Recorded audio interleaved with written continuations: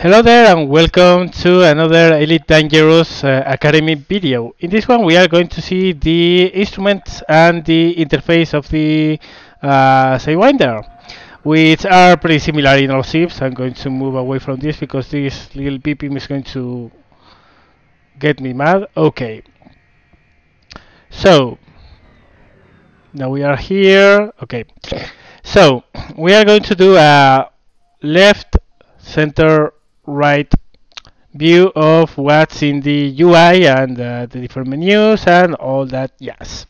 Let's start by the left. When you look to the left, there are keys for this, but I'm using track here, and the menus instantly pop up when you look at them, which is really nice.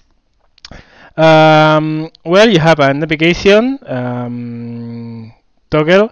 In this one, well, you have the access to the galaxy map. Right now we can't because we are in a scenario. The galaxy map, I will cover it in yet another video, and then you will have, well, all the locations in the current system, which means, well, you are going to be able to see and locate and lock on any planet that's on the system, any asteroid belt, any special event zones. You are going to be able to lock on them and then do a trip there. There's the location and the distance to that. The distance usually comes in light seconds, the time that light takes to reach that point from the point you are. For instance, a point can be 3000 light seconds from you. That means that the light takes 3000 seconds to reach there.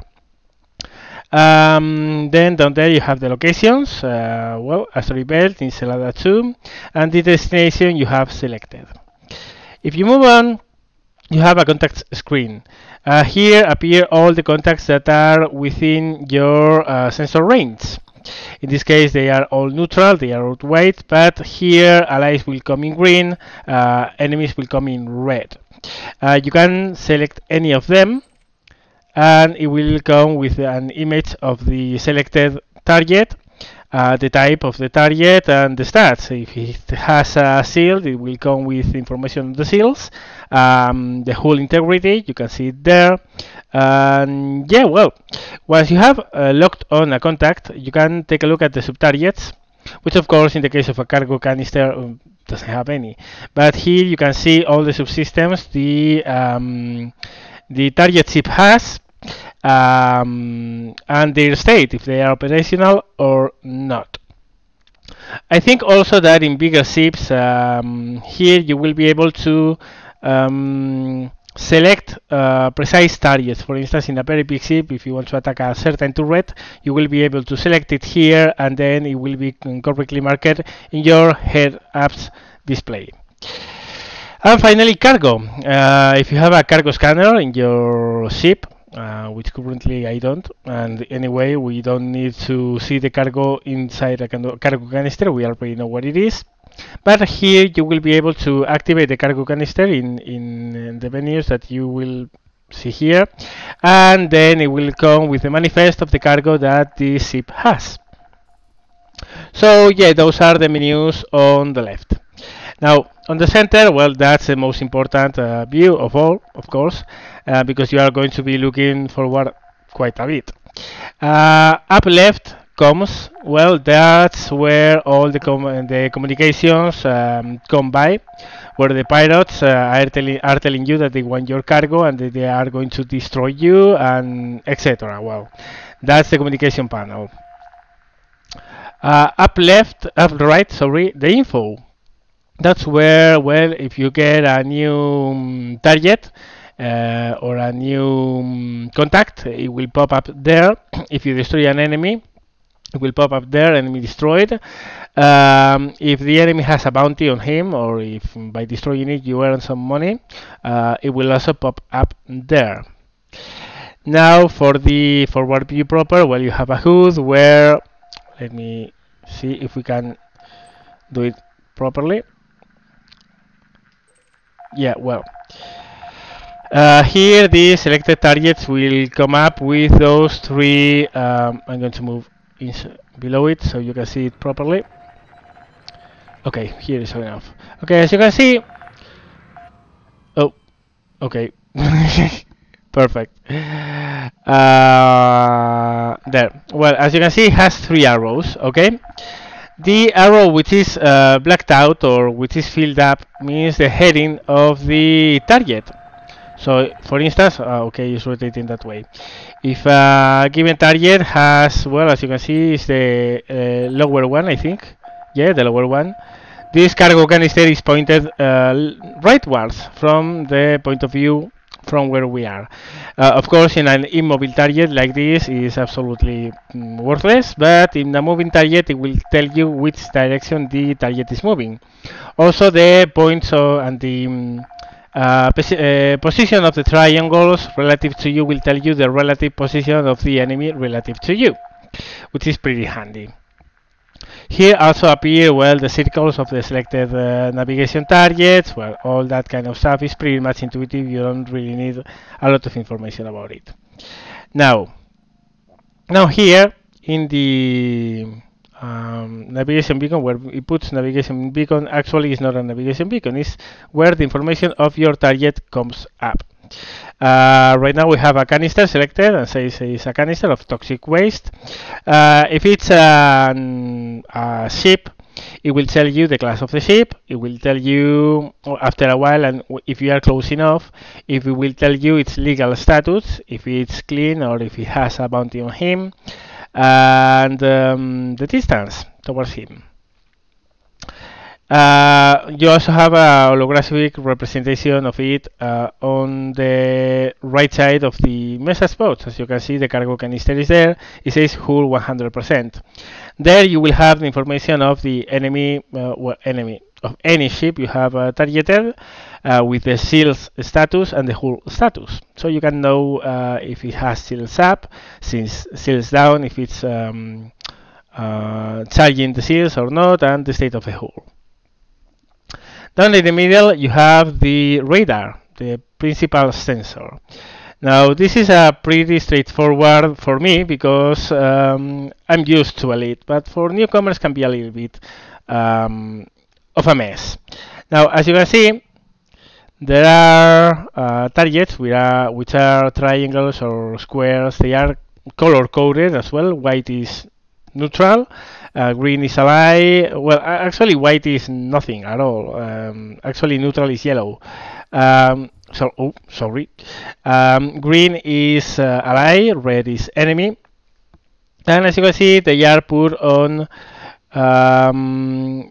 with a little line that joins the target with the sensor, and that displays the elevation of the object relative to you. So if you can see right now the square which is at the top, if I rotate, it's going to be a little bit less, and now it's level with us. So if I look there, I could see it. Yeah, there it is. As you can see, it's the nav buoy. There it is. Conversely, if it goes below, it's like that. Okay. Now the range is not scalar. The closer it is, the much closer it is to you. At the extreme, at the most external side of the panel, the target is much farther away. It's a logarithmic scale. It's actually exponential. It's not linear. You can actually select it to put it linear. We will do it later, but for now it will serve. Now below the sensor you have, so you can see this is moving because I'm toying with the range of the sensor. Actually this doesn't make your sensor reach farther, but it will give you a wider scope of the situation around you. Your sensors, however, will have the range they have. If you do this, it doesn't mean your sensors now are reaching farther. It's just that the position of the different items on the map or the screen are placed according to a larger scale. So you can toy with that. Now to the left side of your sensors, there's a 37% there. That's the heat of your spaceship. If that reaches over 100%, you could run a risk of damage because of overheating. Also, well, the weapons won't shoot, or at least they won't cool down. There will be a lot of problems because you are overheating. It's usually not that important unless your radiators are damaged or you are trying to run in silent running. We are going to see that later. At the right side of the sensor panel, you can see there's a line. That's our speed and our commanded speed. Now the little blue scale you see at the left side of it is actually the maneuvering point. At any given moment, the ship you are flying will maneuver the best when the speed is between here and here. And I'm going to do a demonstration of right now. As you can see, right now we are pitching really well.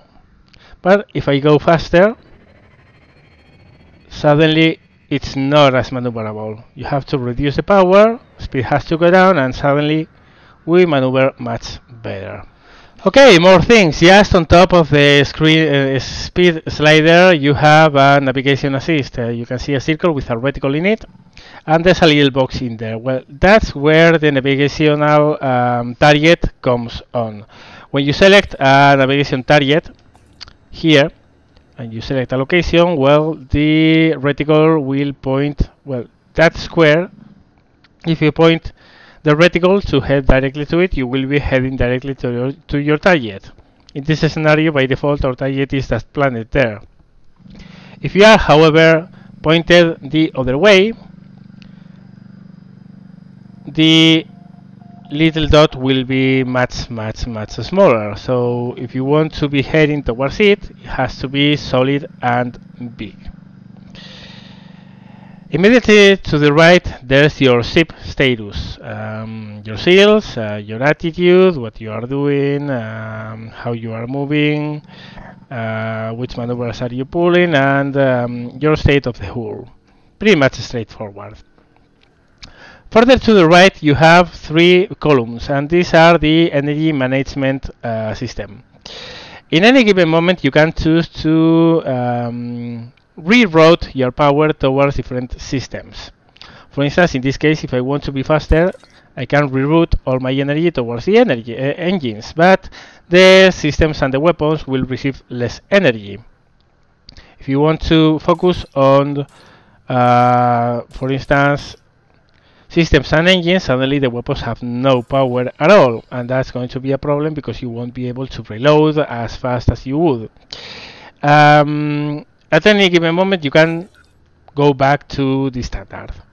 So yeah, that's a really flexible way to adapt your ship at whatever needs you have, because maybe in a given moment you are without shields and you have to reroute all your power to the systems so your shields recharge faster. Maybe you are trying to run away from an enemy, you reroute your energy towards your engines. And maybe you are heavily engaged with an enemy and your weapons are overheating, or you need a faster reload, you can reroute your power towards the weapons. That's pretty straightforward. Now, even right of the column of the power, even more right than there, there's your signature. As you can see, that's a line that's kind of waving around. That's how visible you are for enemy scanners. The brighter your signature is, the more evident you are for enemy scanners. And that's mostly related with heat. The more heat you are emitting, the more detectable you will be. That of course means that you can actually rig for silent running. Rig for silent running. And suddenly your signature goes down. Of course, when you are rigged for silent running, your seals are switched off, and suddenly your heat will start accumulating. We will see why later. So far, we are going to return to standard mode. And finally, just below the signature, you have your local status. Well, if you are wanted in a given system, you will be notified there that you are wanted. So that's the frontal panel. By the way, our seals are recharging, which is pretty cool. Now on the right side you have your system menus. First of all is your status. Okay. You can see Sidewinder, your name. Actually, my online name is already commanded run GB, but this is an offline scenario, so yeah. There, hold on a second. Yeah. There you have your balance or your bank account, the number of kills you have credit to your name, your legal status, if it's clean or not, and if you have any bounty on your head, it will tell exactly how much it is. Moving on, we have the modules. And here we have all the modules in your ship. You have the drives.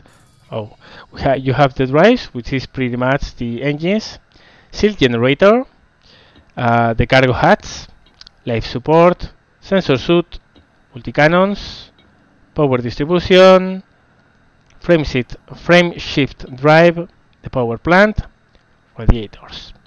Now, at any given moment, you can switch off almost whatever you want. So, for instance, I can switch off my drives, I can switch off my shields, I can switch off my cargo, even my life support. And this is kind of cool, don't you think? I can switch off my sensor suit, I can switch off my on and off my multi-cannons, I can even switch the power distribution, and then those little toggle cells won't act. You can switch your frame shift drive off and you won't be able to jump in super cruise or hyperspace. You can't switch the power plant off, and you can switch off the radiators, and suddenly your signature will come non-existent. As you can see, you are there in the space. Also, while all these things are switched off, your temperature will go extremely low, and that means that ice will start forming all around your cockpit. Let's switch off the life support. Now, another thing to notice is that life support is related with the sounds. So, for instance, if I go, you can hear I'm shooting. But now if I go and I switch off my life support,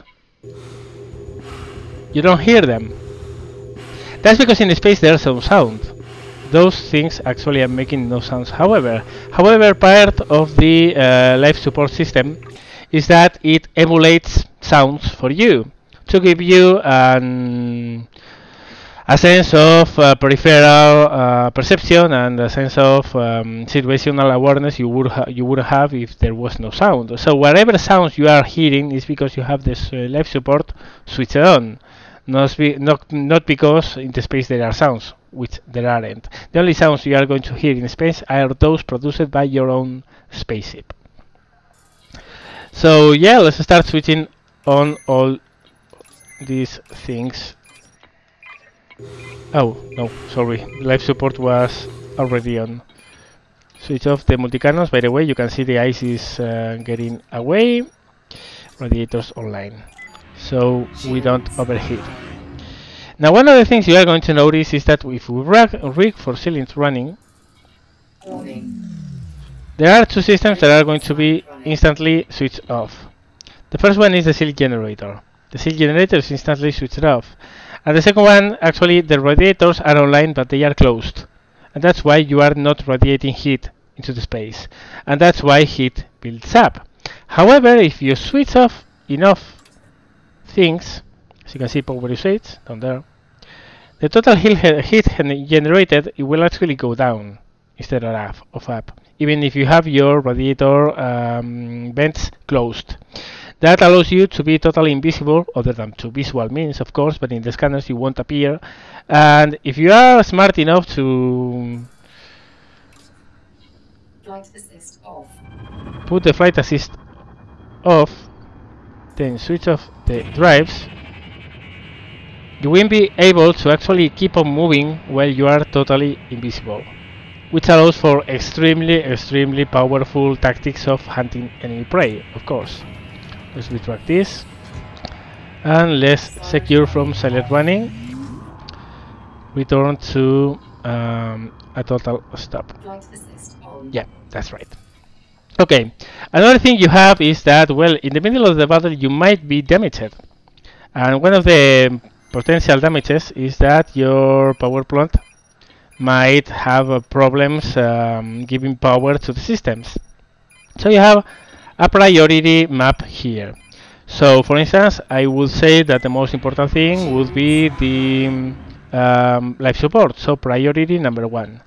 Then I want my well, actually my drives, that will be priority number 2.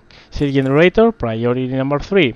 Cargo hatch can go the last one, so no problem. Sensor suit, priority number 4. The autocannons, crap. Autocannons, priority number 5. Power distribution, priority maybe number 2 is very important to keep the proper power distribution. Friendship drive, maybe 3. Power plant doesn't have a priority, of course, because it's the one producing power. The radiators, maybe the last one. So 5, alongside with the cargo hatch. Okay, so now, in a given moment, if you need power and you don't have enough power right now, you can see we are using 94% of our power. If we are short of power, the system will actually reroute all the power according to those priorities. So first of all, we'll go to life support, so you will never run out of energy for the life support as long as you don't have a total destroyed power unit. Then they will go to the drives, then they will go to the cell generation, etc, etc, etc. Now, next in line we have the fire groups. Of course, in a ship with only 2 cannons, it's pretty much simple. You have 1, so if you press 1, they come up. That's right, that's the number 1. However, if we want another fire group, we can do this. A fire group that only pops up 1 cannon, we can put that. There's no sense in doing so, but whatever. We also can do another thing, which is putting one of them in secondary. That way, for instance, if we pop up this, you can see right in the left and right on the top, secondary 1, primary 1. So I can fire them separately. That, of course, and I can fire them with primary and secondary at the same time. Of course, with 2 weapons which are exactly the same, makes no sense in doing so. However, if imagine that instead of the multi-cannon here, we have a beam laser. And beam lasers, you don't need to lead. I mean, light is very fast. You have to point at the enemy target. You don't have to lead it. With a multi-cannon, you have to lead. So maybe you want multi-cannon in one button and the lasers in another button. Well, you can do so here, and you can store and and you can store and make as many fire groups you want. I think it's up to 8. Of course, again, for a ship with just 2 cannons is pretty much worthless, but there are ships out there with 4 hardpoints and several different turrets, and that's very big to be able to do that. It gives you a lot of flexibility in what you shoot, what you don't, etc, etc, etc. And then cargo. Well, here is where your cargo manifests. It says your total capacity and what you have on board, and any special details about it. I don't have anything on board right now, so yeah, that's it. And finally, the functions. Here you can see faction. This is non-clickable right now. This in multiplayer, if you go to, I don't know, maybe a Federation emergency point where the Federation is engaged to whoever it is, you can choose if you want to defend the Federation and or you want to go with the other faction, for instance, or Imperial versus whatever. You can choose your faction here. Landing gear. Here it says if it's retracted or not. You can retract them or deploy them from here. You can use a hotkey. You can use a hotkey. Then the cargo scoop, you can lower it Cargo scoop deployed. and retract it. This is used to take cargo of the space. When there's an enemy ship that is being destroyed, some of its cargo will go to the space and you can recover it. Ship lights, well, you can switch them on or off. Turret weapon mode, right now there's no, you can select anything here because we have no turrets, but if our ship will have turrets, we could link them to forward fire, or we could set them to independent fire on their own. Flight assist, Flight assist off. well, we have a hotkey for that, but we can select it Flight as well assist here. on. Rotational corrector, I'm actually not sure what it does, but I think it's for when you are within a station and you are docking, you want to have it on to keep the ship in sync with the rotating station. I'm not sure. And finally, a gunsight mode, you have used it for trailing or leading. There are two different gunsight modes. We are going to see them in another video where I go more in depth about combat. Interface brightness, you can choose if you want it to be brighter or less bright. And finally, the sensor scale type, as you can see, well, as I told you, you can see the change if you want it linear or logarithmic. Finally, report detected crimes and report crimes about me. This is going to come in comms and info. And yeah, that's going to be it for this video. This is pretty much all the systems in the Sidewinder. As you can see, we haven't flown a lot. There has been no action. To compensate for that, I'm going to add a little combat sequence I have recorded before in multiplayer. They are all AI targets, so no humans, but still I think I did pretty well. It's going to be a little bit short because I want this to be very long, but yeah. I hope you found this interesting. I hope you liked the video. As always, thank you very much for watching and see you later.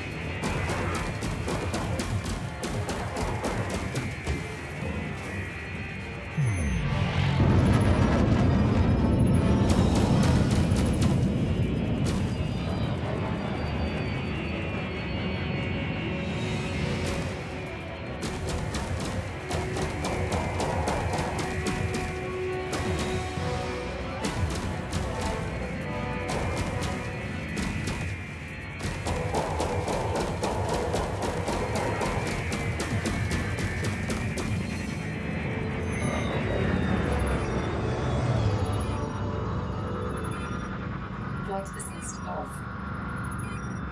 Flight assist on.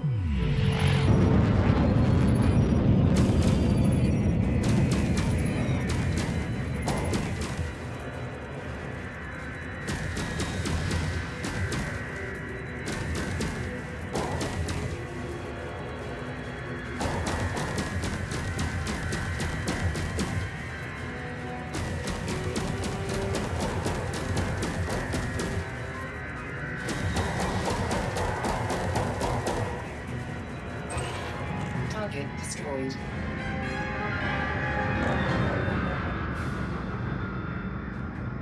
Under attack.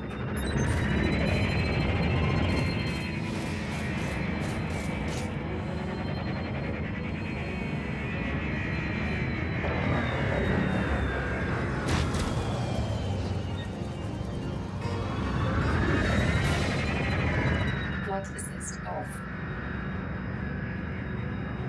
Flight assist on.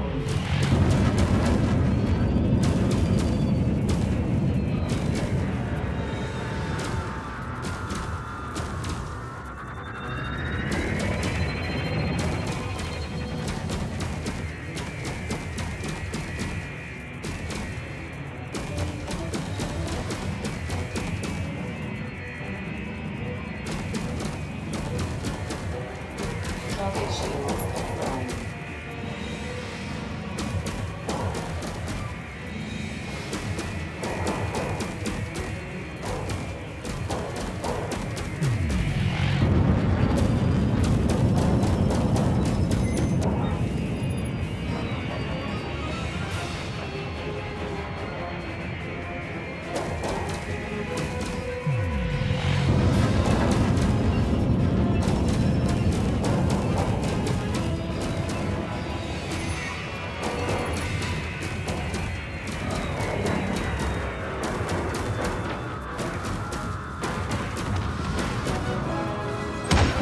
Target destroyed.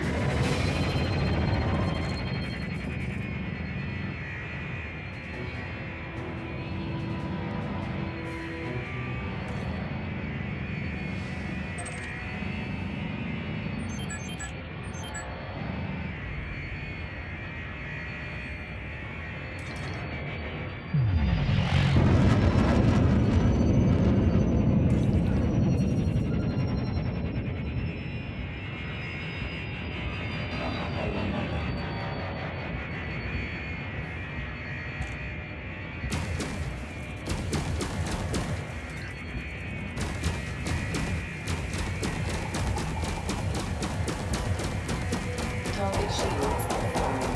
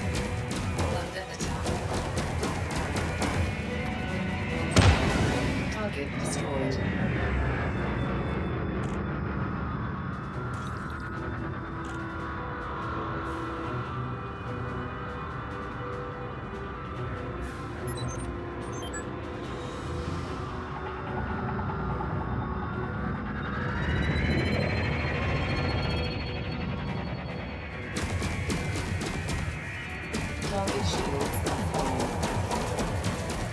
Under attack. Shields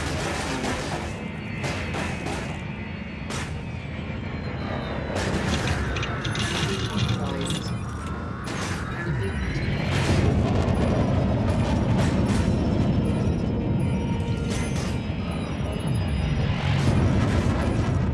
Air integrity critical. Target shields online.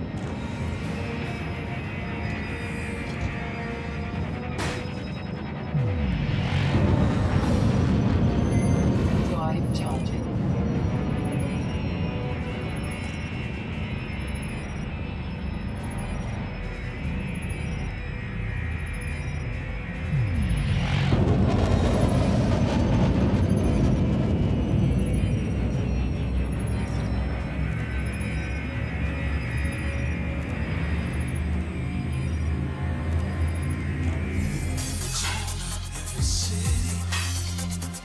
There's a place where life's a little easy. The stress from the world outside. Every longer will be alright.